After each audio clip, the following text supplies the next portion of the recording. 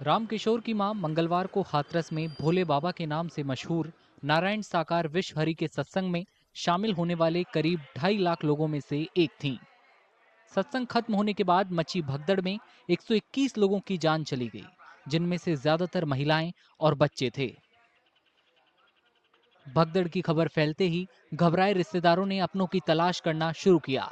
रामकिशोर अपनी मां की तलाश में एक के बाद एक अस्पताल का चक्कर लगाते रहे, लेकिन बुधवार सुबह तक उन्हें अपनी मां के बारे में कोई जानकारी नहीं मिली।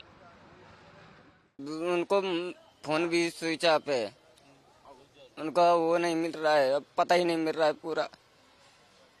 3-4 जगह मैं देख के आया हूँ। रो मत बेटा, सब जगह पता किए? हाँ, हर जगह पता किया। अब बता रहे हैं वहाँ जाओ, यहाँ आए, यहाँ से बोल रहे वहाँ जाओ। अलीगढ़ बताया है, अलीगढ़ से अब उधर जाना का बोला है। हालांकि कई और लोग थे जिन्हें ये जानकारी मिली कि उनके चहेते लोग अब इस दुनिया में नहीं रहे। वे परेशान हो गए, गम का सैलाब उमड़ पड़ा। हादसे के बारे में उन्होंने जो कुछ सुना उसे बताते हुए वे सिहर उठे। प्रोग्राम में एकदम ऐसी भीड़ आई तो मतलब एक के ऊपर एक, मम्मी बहुत ज्यादा नीचे दब गई थी हमारी। ऐसा क्या हो रहा था वहाँ पर जो इसके ऊपर एकदम भीड़ एकदम टूट पड़ी? किस चीज़ पे भीड़ टूटी थी? वो प्रभु जी आए थे, उनके उनके चरणों की धूल लेने के ऊपर, एक के ऊपर एक। उर्मिला देवी अपनी पोती को सत्संग में ले जाने के लिए खुद को कसूरवार ठहरा रही हैं। हादसे के बाद से वे उसे तलाश रही हैं, लेकिन उसका कहीं अता पता नहीं है। उर्मिला देवी ने कहा कि पोती को ढूंढे बिना घर वापस जाने की हिम्मत उनमें नहीं थी। हमें तो हमें अपनी बेटी की चिंता है, मेरे ऊपर दोष लगा हुआ है। वही तो गई कि लिबा के ले गई, जब मेरे संग न होती कोई बात नहीं। जाई मार में घर ना गई अपने, वो न कोई घर से आया जिन गुस्सा में ना आया, जिनका घर से नहीं कोई आया, भगवान नहीं आया, पता तो लग गया होगा उन्हें। हाँ, थोड़ी बहुत पता लग गई है। हालांकि लोकेश जैसे कुछ लोग अपने कुछ रिश्तेदारों को खोजने में कामयाब रहे, लेकिन वे उन्हें गंभीर तौर पर घायल मिले। वे कुछ रिश्तेदारों को अब भी तलाश रहे हैं।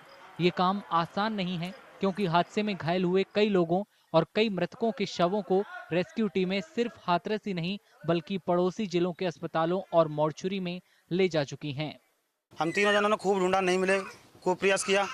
फिर 3 लोग एक खोए हुए थे, एक हमारी भाभी जी थी, एक हमारी दादी जी थी और हमारी एक सिस्टर थी। इनमें 2 लोग तो हमको मिल गए, 5:30 बजे 2 लोग हमको मिल गए। उनकी ज़्यादा हालत गंभीर थी। फिर हमने देखा कि नहीं मिल रही हैं, तो हमने पुलिस प्रशासन से भी पूछा, सर हमें कुछ ऐसा बता दो कि जहाँ हमें मिल जाएं। तो उन लोगों ने एक ही जवाब दिया कि या तो आप एटा जाएं, या कासगंज जाएं, या अलीगढ़ जाएं, या हाथरस जाएं। इससे ज़्यादा हम कुछ नहीं बता सकते। हादसे का शिकार हुए लोगों के परिवार वाले और रिश्तेदार गुस्से में हैं, लेकिन खुद को बेबस पाते हैं। वे इंसाफ की मांग कर रहे हैं। इतनी लाखों की भीड़ में क्या होगा, जो गिर गए के ऊपर क्या है रही है, ये बताइए। बोले कि यहाँ नहीं मिली, क्या मैंने कहा आप मेरे लिए बता देना। मैंने शाम को 6 बजे कॉल आया, बोले बिल्कुल नहीं मिली, कोई पता नहीं पड़ रहा वहाँ से। शक्कत क्या करें आप, सर न्याय मिलना चाहिए हमारे लिए, कठोर से कठोर न्याय मिलना चाहिए, और यही कहना चाहेंगे, और कुछ नहीं। प्रशासन तो देखो जी, शासन तो न्याय की गुहार लगाएंगे। मैं नहीं, पूरा जितने मृतक हैं उनके परिवार के लोग सभी गुहार लगाएंगे कि प्रशासन कुछ न कुछ न्याय गरीबों को दिलाए। जो लोग हादसे से बच निकलने में कामयाब रहे, वे भी हैरान हैं। हाँ, तरफ में ही घटना हुई, हम तो थे नहीं, हम तो स्टेशन चले, हम स्टेशन चल दी ना। जब फार्म के सुना, जब फार्म के लोग बाग बताएं तो भाई दुख तो होता है। हादसे का शिकार हुए लोग हाथरस के फुलरई गांव के पास नारायण साकार विश्व हरि के नाम से मशहूर भोले बाबा के सत्संग में शामिल होने के लिए पहुंचे थे। उत्तर प्रदेश पुलिस ने बुधवार को सत्संग के आयोजकों के खिलाफ एफआईआर दर्ज की। उन पर सबूत छिपाने और शर्तों का उल्लंघन करने का आरोप लगाया गया है। सत्संग में करीब 2.5 लाख लोग शामिल हुए थे, जबकि सिर्फ 80,000 लोगों को ही इजाजत दी गई थी। नारायण साकार विश्व हरि का नाम एफआईआर में आरोपितों की लिस्ट में नहीं है, हालांकि उनका नाम शिकायत में दर्ज है।